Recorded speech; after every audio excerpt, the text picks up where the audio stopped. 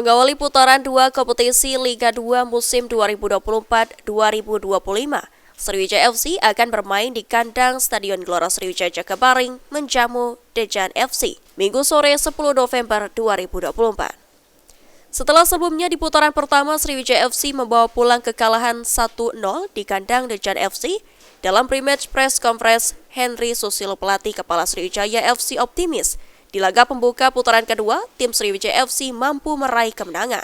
Lantaran seluruh pemain Sriwijaya FC dalam kondisi fit, selain itu, bahan evaluasi dari analisis di pertandingan sebelumnya sudah diterapkan dalam latihan, khususnya di lini depan tim Sriwijaya FC. Saya pikir inilah saatnya ya, persiapan itu sudah kita bikin dan kita sudah menganalisis pertandingan putaran pertama.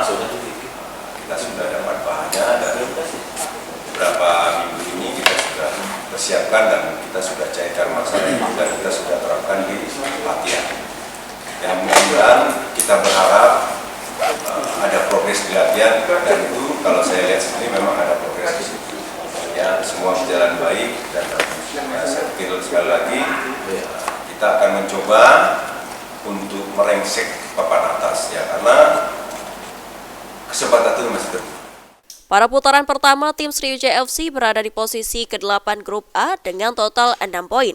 Sementara Dejan FC berada di posisi ke-7 dengan total perolehan 9 poin. Eki Saputra, PAL TV.